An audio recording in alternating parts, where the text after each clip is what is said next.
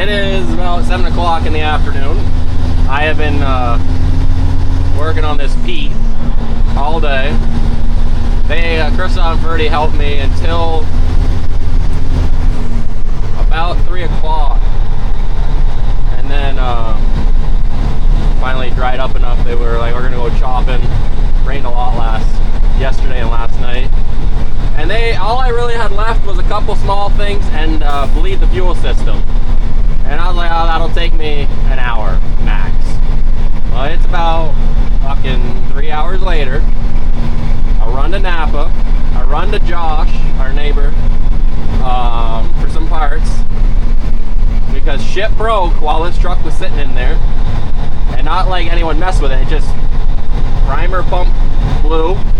Couldn't get this thing started for the life of me. But good neighbors, and they had the part.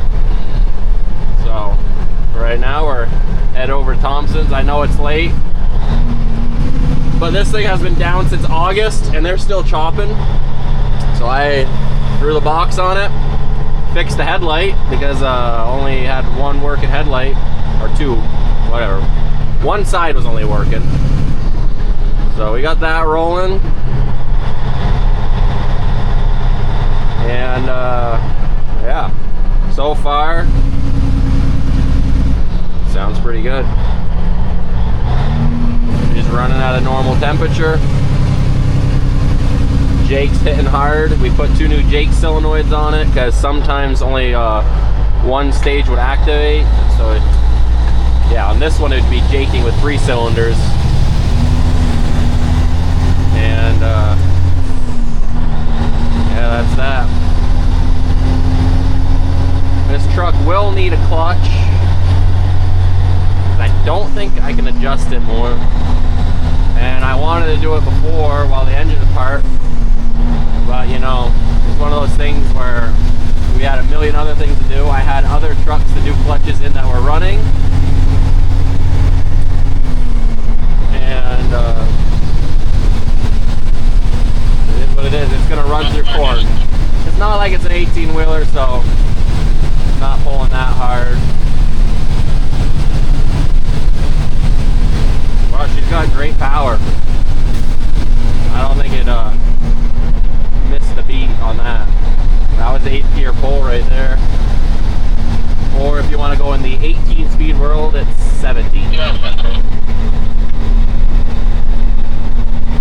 This is a very high gear truck.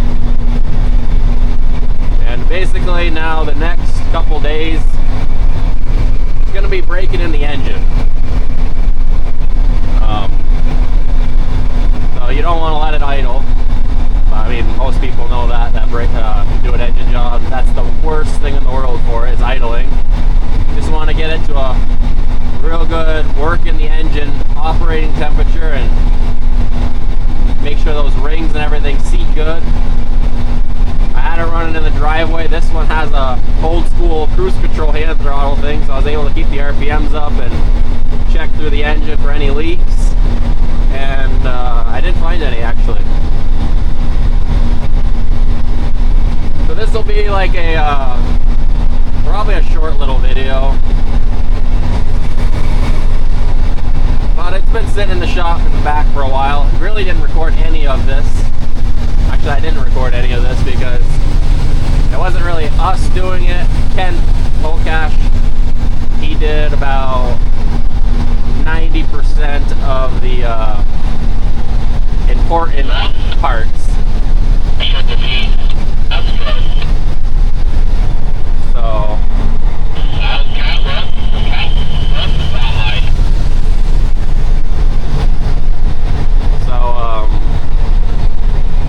yeah, he knows all the torquing specs, the correct order, all the little things that we really don't know. Now we've done enough that we're slowly starting to figure it out.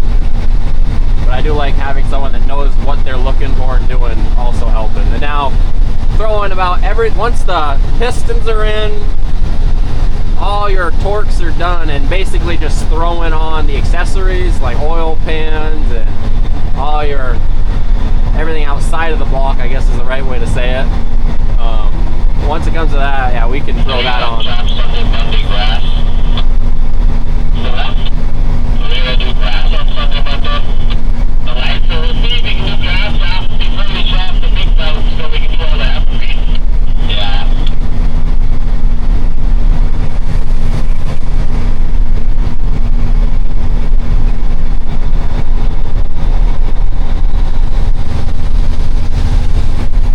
She is not spitting and sputtering. She is running good. This is the first cruise with this engine running. I didn't even take it up the King Road. I pulled it out of the shop, threw the damn box on it, realized the headlight was out, fixed that, and I am on my oil over here. So this is the break-in drive. No better way to do it than just send it to work.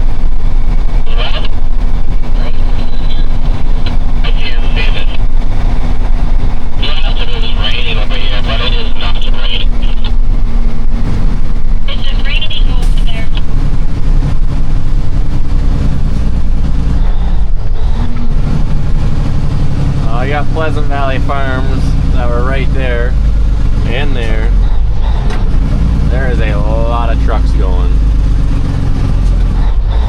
That truck's going to them. This truck's going to them. I think that's Connor Sampier. Yeah, it is. Camera probably didn't pick it up, but a lot of corn headed that way.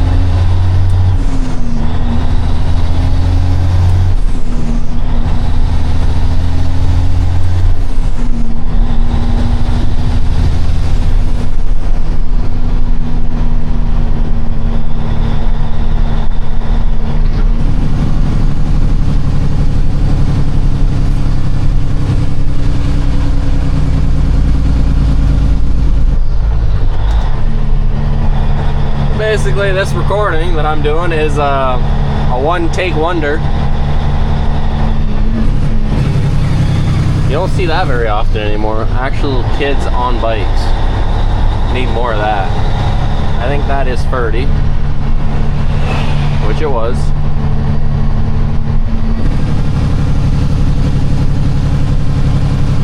They are at the cemetery field.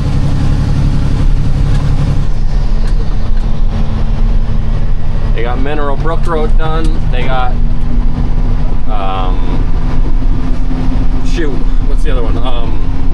Benoit's, that's done, except for a couple loads because he ran out of corn seed that he wanted in that field, threw in a different seed, and that one's a little green. And 10:15, we can be there by, I think.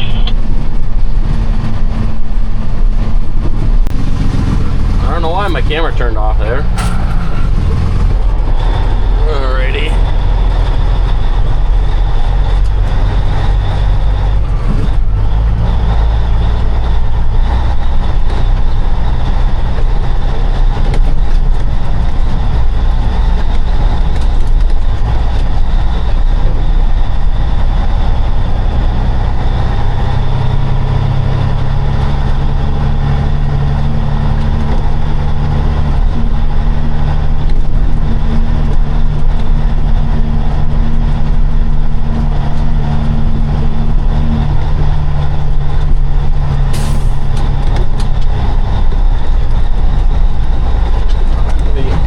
To this field does kind of suck.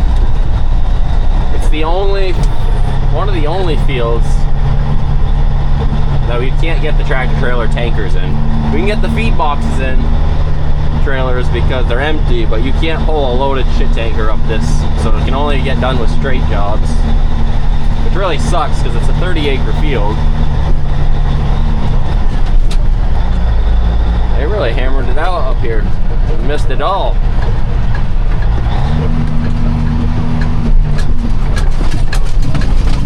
Holy crap. Oh shit, that was Alex that I met. My bad.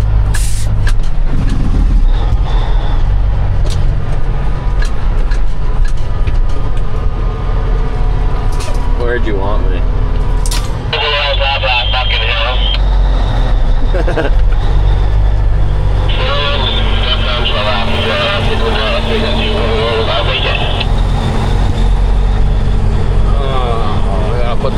lockers in. But I gotta see where the lockers are on this truck. That is a big load you got on this. I thought it was. Alright. There, that's what. Wait. Okay, yeah. Haven't drove this truck in a long time again, and I forgot the 2 switches for the lockers. Coming down.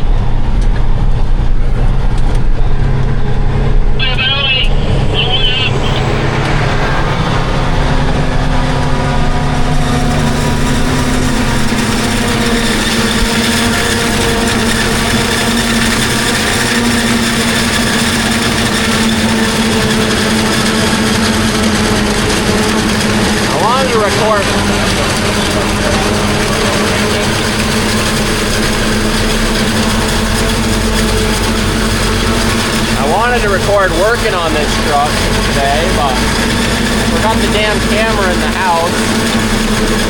And I can tell you it was the last thing I was thinking of running and grabbing because it took so long.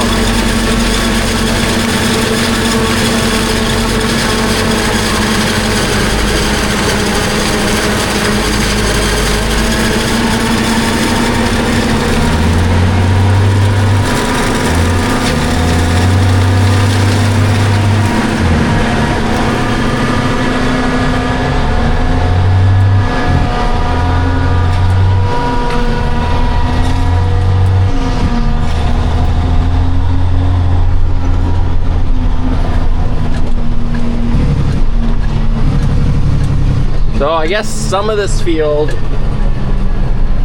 Christoph was saying, got planted as BMR.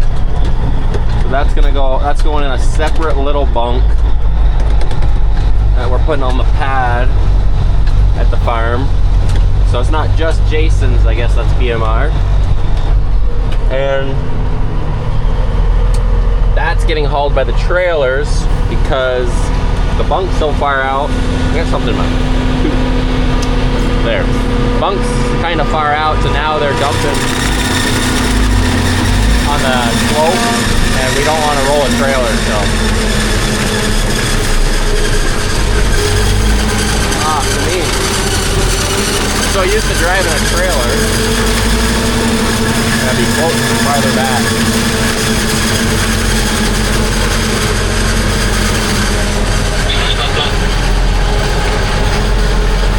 So I guess the straight jobs are hauling conventional corn right now from this field, and 2 trailers haul the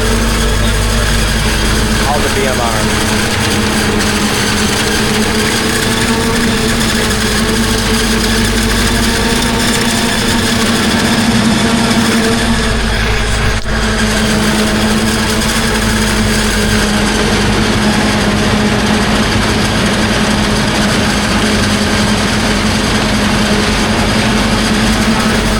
There's oil on my screen.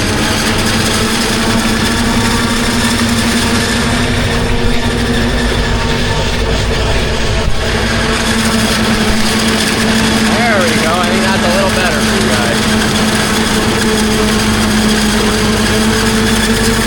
I'm covered in diesel fuel and oil, so if I was here in open flame right now, I'd probably burn.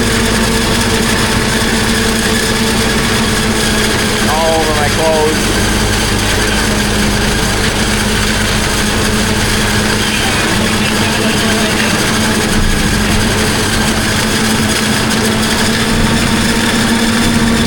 I wish the camera would show the features of it.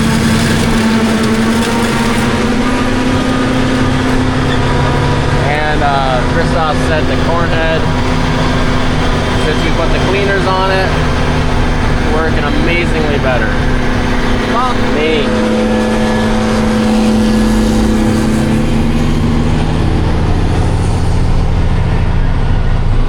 He's like,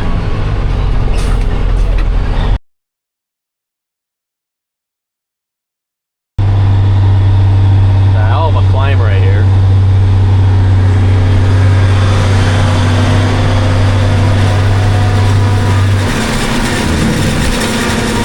Old girl didn't want to turn, she was sliding.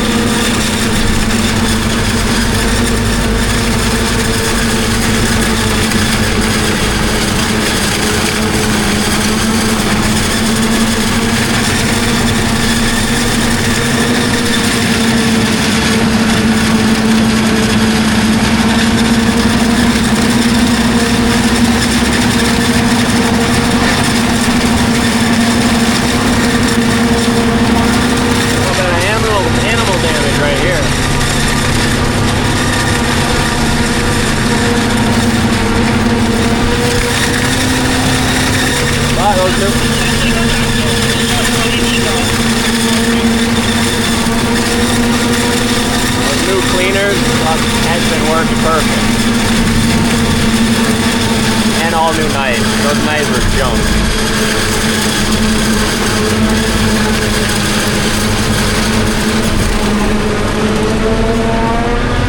We're loaded.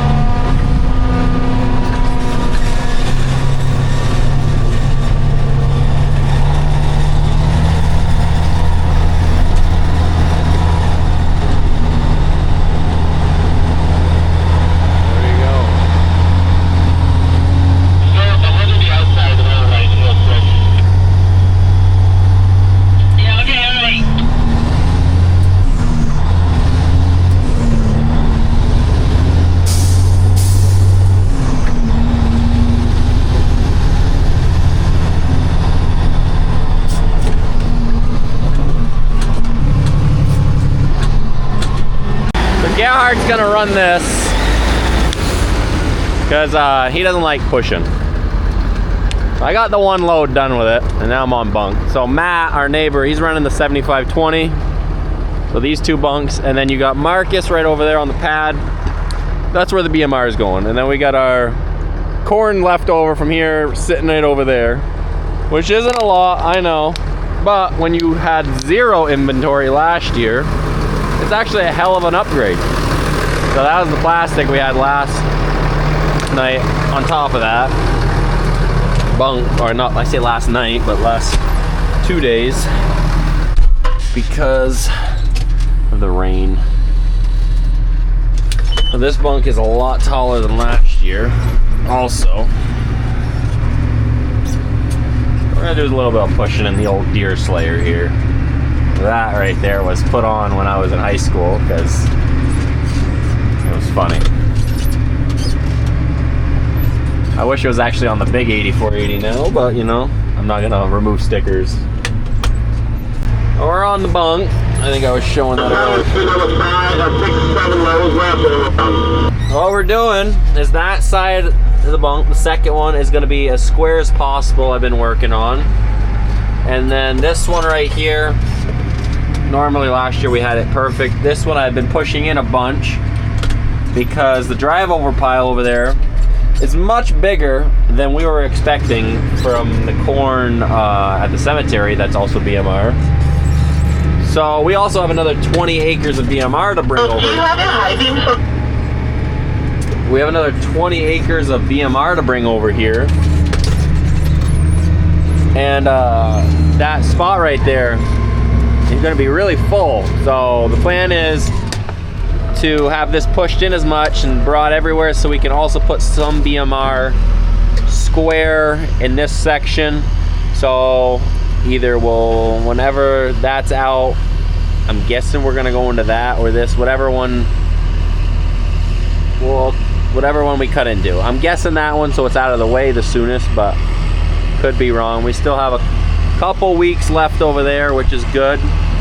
A lot happier with that than last year. We had zero. We were hauling feed every day until October 26th we opened the corn bunk last year. I could be wrong. I had it on the calendar, but something. It was a month after closing.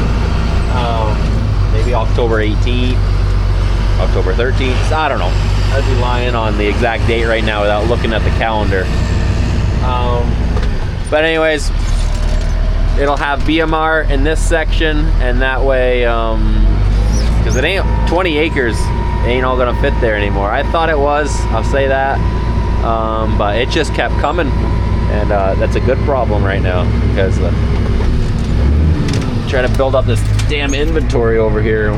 Started from the bottom, and we have a little pile now. So and there's Kyle Robatoy, not Kyle Massey. Kyle Massey was driving it yesterday, actually the last couple days that we've been chopping, because this is Vermont that we're chopping, which is technically what he sells.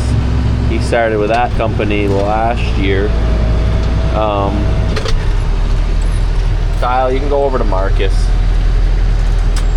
He's got BMR. Okay. He's got the last of that BMR from that field. And I just try to get that packed a little bit. Matt's helping. He got that steep bank, and technically this bunk is out just, I want to say just like last year, or very damn close, or farther out. I gotta get a couple box lights working on that, I see today, but we'll figure that out. So, we're done for the night. We got a 20-acre field left to bring over to this farm. That's the fields that's coming over here, which is 20 more acres than last year, because that was one of them was a cook pile field for the home farm last year. But we didn't have to do that this year, I said in an earlier video. We are probably 3 feet taller than that wall, which is probably a foot taller than last year. And I honestly don't think I pushed this in enough yet for the BMR to be added here. But we'll see in the morning when it's daylight. You got a headlight on. But that's the end of the video. Thanks for watching. Till the next one.